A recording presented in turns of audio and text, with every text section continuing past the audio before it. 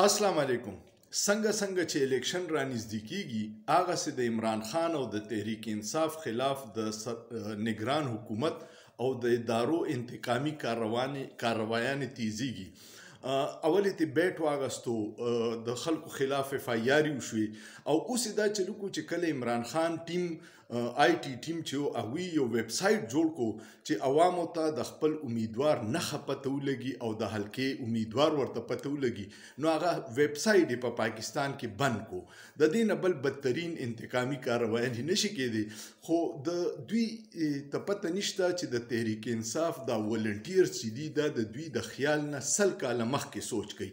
نو اوس دا چل دی چې د عمران خان کم د فیسبوک آفیشل پیج دی په کم باندې 14 میلیون فالوورز دي. 14 میلیون مینز 1 کروڑ 40 لاک فالوورز دي. تاسو ته چې د خپل حلقې د امیدوار پته نه یا د هغه د نښې چې کم هغوی نامینیټ کړي، ځکه چې ډیر آزاد خلک دعوه کوي او د عمران خان تصویر یې لګولي، خو خیال کوئ دوکه نشئ دغه ټول د هغه امیدواران نه دي. د هغې اسان حل دی، د عمران خان فیسبوک پیج ته به لاړ شئ آفیشل او هغې له به میسیج کې صرف د خپلې حلقې نمبر ولیکئ.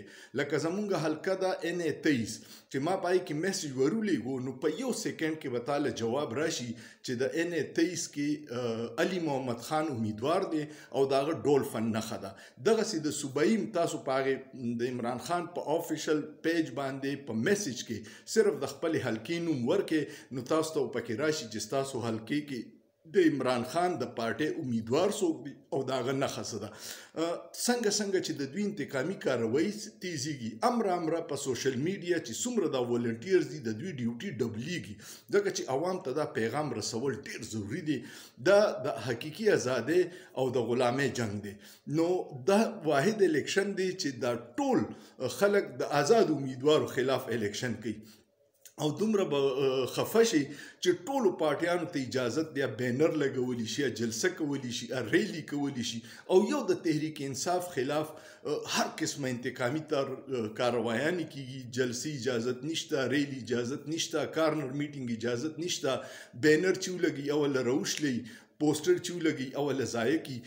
خو د دې نه باوجود تاسو به مایوسه کیږئ نه، ګبراویږئ به نه. داسې سخت وختونه په قومونو هر وخت راغلي دي او دا وخت دی مونږ بالکل پرامن اوسئ، د هیڅ چا سره څه د تشدد لاره مه اختیاروئ، صرف د خپل حق چې کم په 8 فروری باندې به استعمالوئ او دا حق ستاسو نه څوک نشي اخیستی په ګڼ شمیر سره.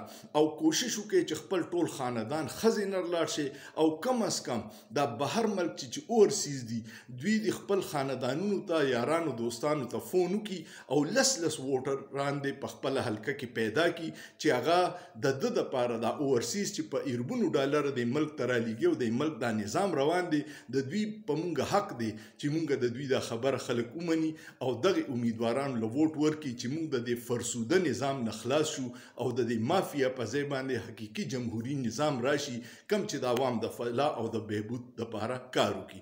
امید لرم ستاسو به ویډیو خوښه شوي. دا ویډیو په دې ډېره شیر کړئ چې خلکو ته ډیرو ته کنفیوژن دی، نو چې هغوی د دې کنفیوژن نه وځي او د خپلې حلقې د امیدوار او د نښې ورته پته ولګي او سوچ به وکړي. په سوچ کې څه ګناه نشته.